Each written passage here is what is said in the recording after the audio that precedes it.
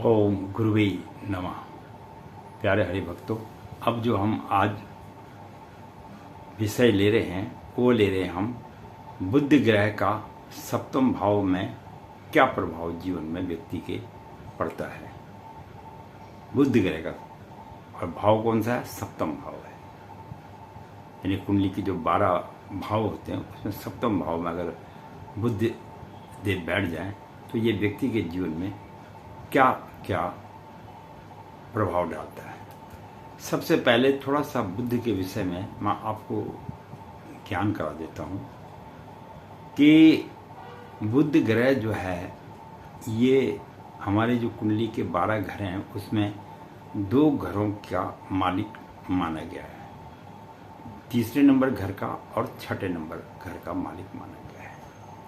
और छठे घर में बुध देव जो है उच्च के हो जाते हैं और 12वें घर में बुध देव नीच के हो जाते हैं। ये इसका एक सूत्र है, ज्योतिष का सूत्र है। और तीसरे और दसम भाव को ये जो देखता है अपने एक चरण से देखता है और 5वें और 9वें भाव को 2 चरण से देखता है और चौथे और 8वें भाव को 3 चरण से देखता है। ये बुद्धि की जो है सबसे बड़ी चीज़ है कि इसका ये फार्मूला है। और जो सप्तम भाव को ये देखता है तो उसको यह पूर्ण दृष्टि से देखता है। जहाँ बैठा था वहाँ से जो 7वां भाव है उसे पूर्ण दृष्टि के साथ ये देखता है। क्योंकि किसी भी चीज़ को विषय में बतलाने से पहले उसका सूत्र भी जानना बहुत अति आवश्यक होता है। तो इस बात का भी आपको स्मरण करना चाहिए और ध्यान करना चाहिए। अब 7वें भाव में जिस व्यक्ति के या जिस भी कन्या या लड़के के 7वें भाव में बुध बैठ जाता है तो यह इसके जीवन में क्या क्या प्रभाव डालता है, व्यक्ति के जीवन को किस प्रकार का बनाता है। यह अकेले बुध के बैठने का प्रभाव है, ना कि उसके साथ अन्य ग्रहों का। मैं बार बार आपसे बोलता हूँ कि हम जो ये प्रेडिक्शन दे रहे हैं आपको केवल अकेले बुध के बैठने के आधार पर दिया जा रहा है। तो इस बात को भी आपको थोड़ा सा मन में स्मरण करना चाहिए। अब 7वें भाव में बुध देव तो बैठ गए हैं, पर अब ये व्यक्ति के जीवन में प्रभाव क्या क्या डालेगा इस बारे में थोड़ा सा हम आपको इसके बारे में थोड़ी सी चर्चा कर लेते हैं।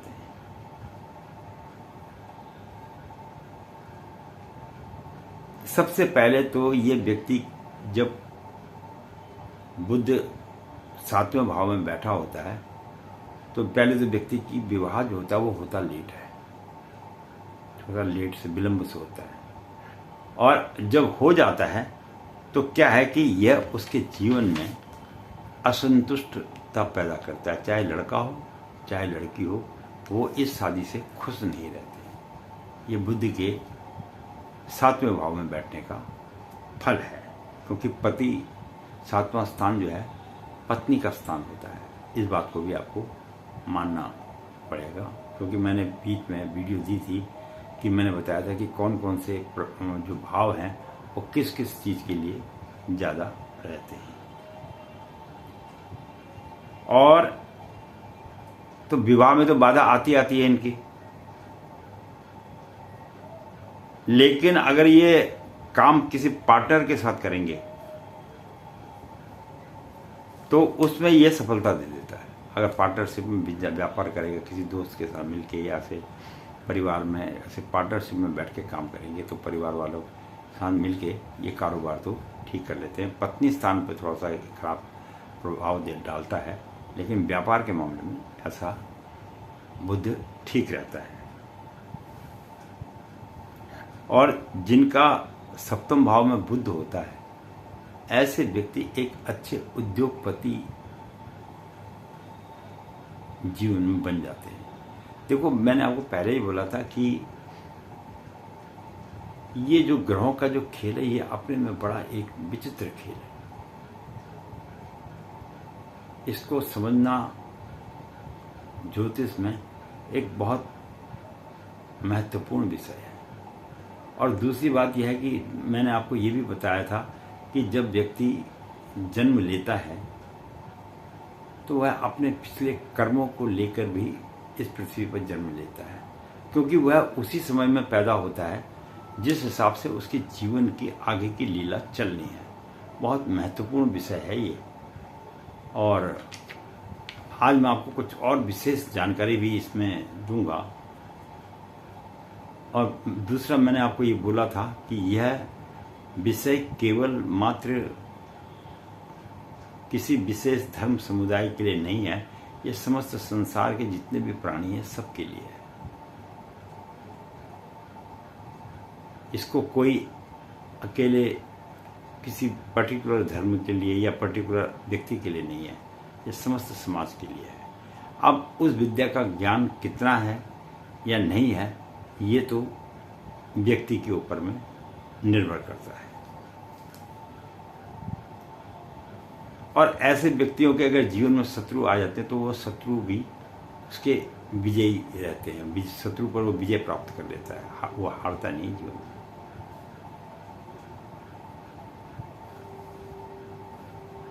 और शत्रु जो भी उसके होंगे, उसके अगेंस्ट में जो कोई शत्रु खड़े हो जाएंगे तो उससे कभी भी वो जीवन में आगे बढ़ नहीं पाएंगे, वो शत्रुओं को पीछे छोड़ देगा। ये भी एक बुद्ध का सप्तम भाव का, अगर कहीं पर नुकसान है तो कहीं पर उसका फायदा भी है। और ऐसा व्यक्ति जिसका सप्तम भाव में बुद्ध होता है बहुत चतुर होता है। ऐसा व्यक्ति अपने जीवन काल में चतुर, जब चतुर होता है तभी तो उद्योगपति बनता है। अगर चतुर नहीं होगा तो उद्योगपति कैसे बनेगा, अच्छा बिजनेसमैन कैसे बनेगा। तो यही तो ज्योतिष की एक तिलिस्मी खजाना जो बोलते हैं इसको, यही है इसके अंदर। अच्छा, इसका जीवन भी जो होता है वो विलासिता वाला होता है। और जब धन पैसा अगर आदमी के पास में आएगा तो वो दुनिया भर के जितने भी जो भी ऐशो आराम जो भी मतलब उसने जीवन में उल्टे सीधे काम करने वो भी करेगा वो, क्योंकि पैसा है तो वो पैसा उसको उल्टे सीधे कार्यों की तरफ उसको आकर्षित करेगा, जिसका सप्तम भाव में बुद्ध होता है। और ऐसा व्यक्ति जिसके सप्तम भाव में बुद्ध होता है ये बड़ा कूटनीतिज्ञ भी होता है। भाई व्यापार करने के लिए तो कूटनीतिज्ञ आदमी की जरूरत पड़ेगी, मूर्ख आदमी तो व्यापार कर नहीं सकता। तो एक कूटनीतिज्ञ वाला आदमी ही ऐसे जिसका सप्तम भाव में बुद्ध है वो बड़ा कूटनीतिज्ञ आदमी होता है, तभी वो व्यापार आदि में सफलता प्राप्त करता है।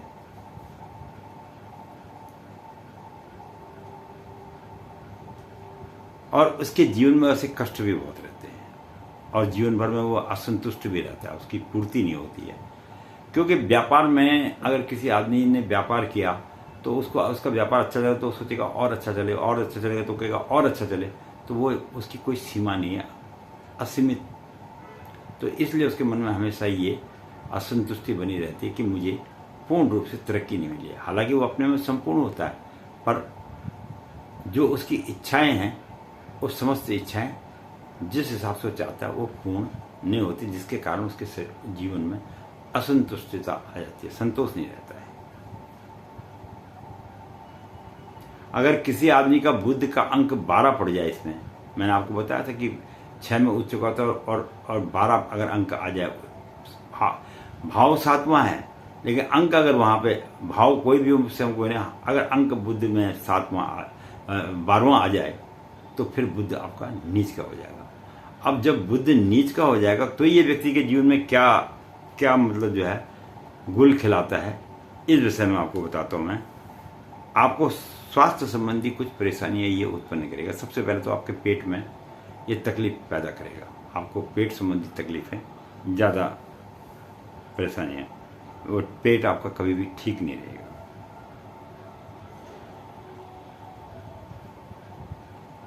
अच्छा, जब बुद्ध नीच का हो जाता है तो ये क्या करता है, ये आदमी ना चाहते हुए उससे नाजायज रिश्ते बनवा देता है। मतलब आप नहीं चाहते कि हम किसी के साथ रिलेशनशिप में जाएं, तो ये कहेगा नहीं तुम्हें जाना है। तो ऐसे चाहे लड़का हो या लड़की हो तो नाजायज रिश्ते ये बनवा देता है। ये केवल मैंने आपको बोला ये प्रोडक्शन केवल लड़के या लड़के लड़के के लिए नहीं है, ना लड़की लड़की के लिए, ये दोनों के लिए ही है, ये जो हम बात बता रहे हैं। और जब इसकी दृष्टि लग्न में पड़ती है तो उसके कारण क्या होता है,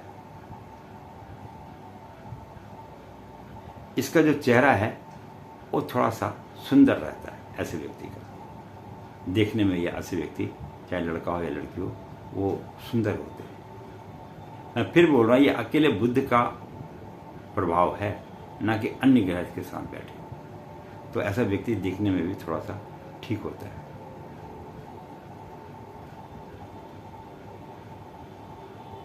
और ऐसे व्यक्तियों का जीवन में सम्मान तो अच्छा मिलता है, इसमें भी कोई दो राय नहीं कि इनको सम्मान नहीं मिलेगा। अब छुप के कोई आदमी को ऐसा भी काम करे, पर सामाजिक तौर पे बिजनेसमैन है, अच्छा उद्योगपति है, पैसे वाला, तो सम्मान तो लोग दे ही देते हैं। तो ये सम्मान भी इनको जीवन में प्राप्त हो जाता है। तो समाज में तो इनका सम्मान होता ही होता है, लेकिन मन में थोड़ी घिन्नता सी इनके बनी रहती है। समाज में वाले इनको जो है सम्मान भी देंगे, सब कुछ करेंगे, और लोग कहेंगे आओ बैठो वगैरह भी कहेंगे, लेकिन इनको अपने मन में जो है अपने अंदर में ऐसी घिन्नता आएगी कि ये कहेंगे यार लोग तो मुझे इतना आदर दे रहे हैं, पर मैं साले काम तो मैं कभी कभी गलत कर देता हूँ, जो मुझे नहीं करनी चाहिए। तो ये जो विशेषता उस व्यक्ति के हृदय में आती है वो बुद्ध के कारण उत्पन्न हो जाती है। मैंने आपसे बोला है ना कि जब मनुष्य इस पृथ्वी पर, चाहे लड़का हो या लड़की हो, कोई भी हो, जब जन्म लेता है तो वह यही चाहता है कि मेरे हाथ से जीवन में कोई भी गलत कार्य ना हो। बहुत ही सुंदर विषय है।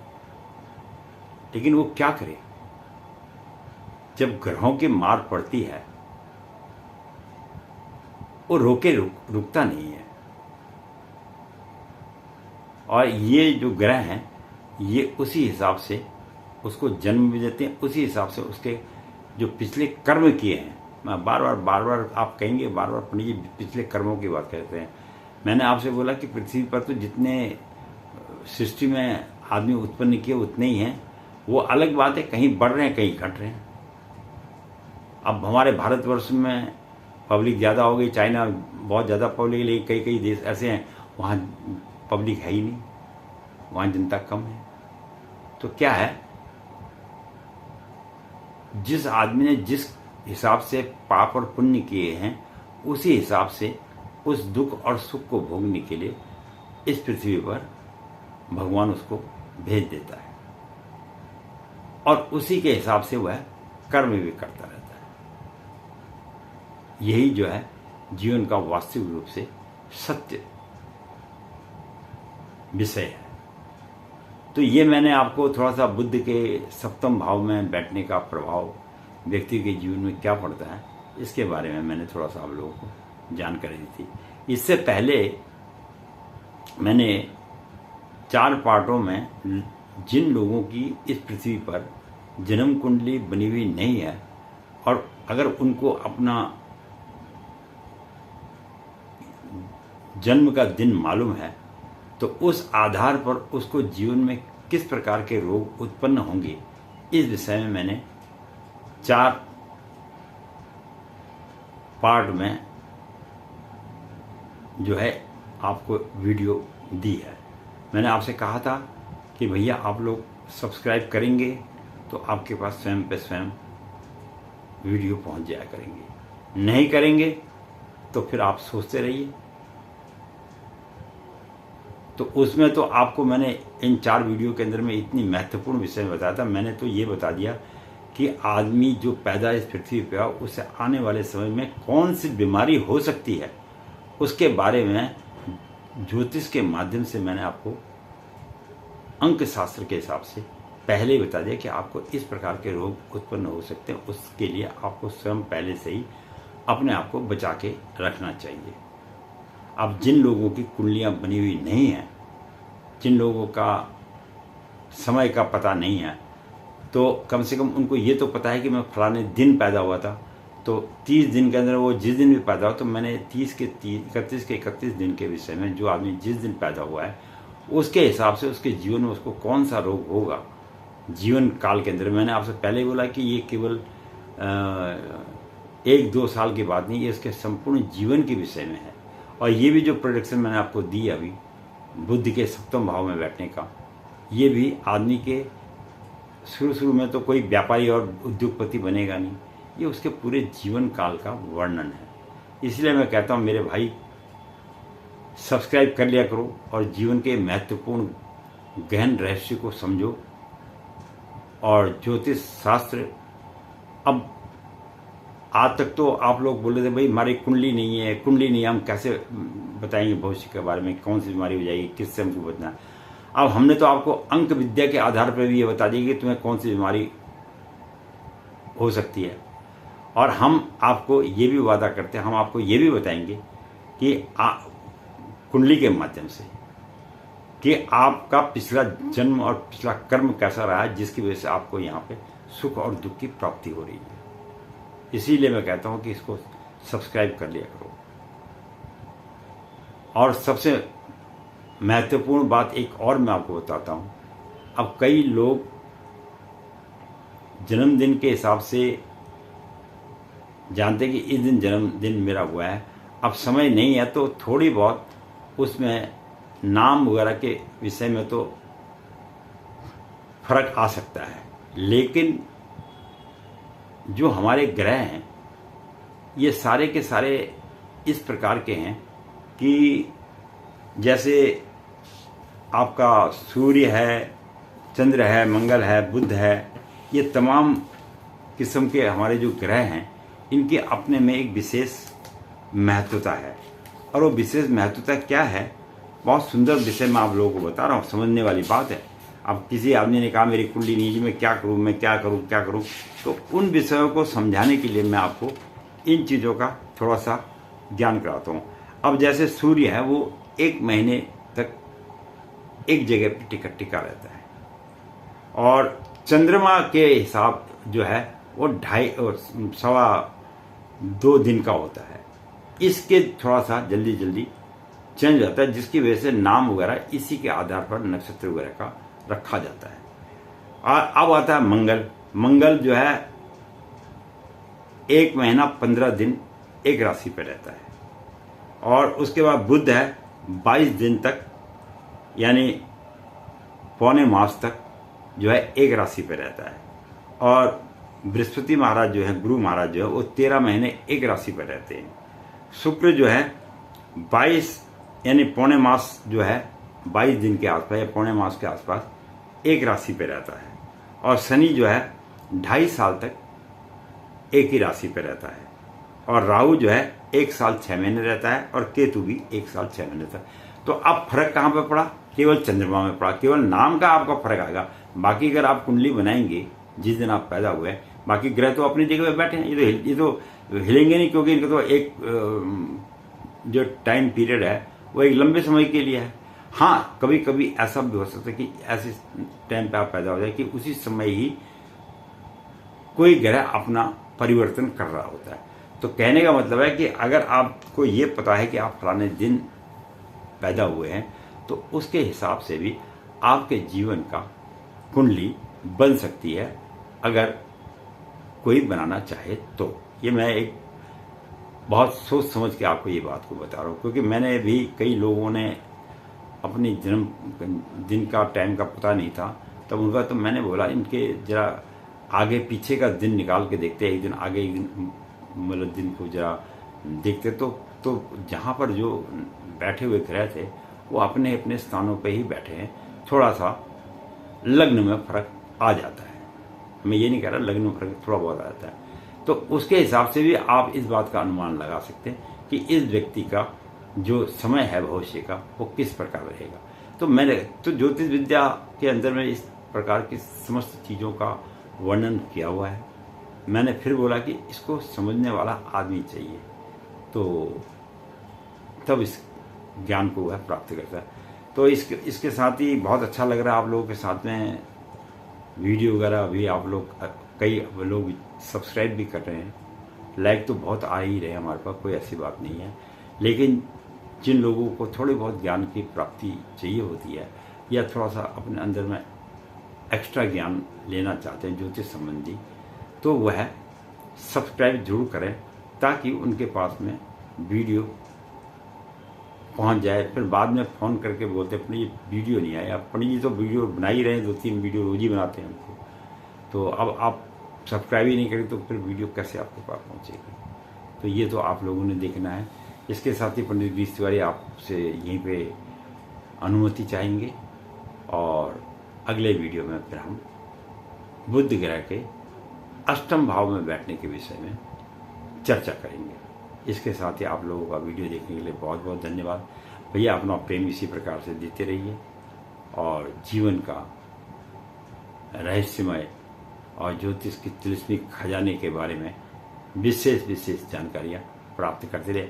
अब ये एक बार ये सीरीज खत्म हो जाए तो उसके बाद फिर मैं आपको इस तिलिस्मी खजाने के विषय में संपूर्ण जानकारी और भी रोमांटिक चीज़ें जीवन के अंदर में जो घटित होने वाली हैं उसके विषय में ज्ञान कराऊंगा। धन्यवाद।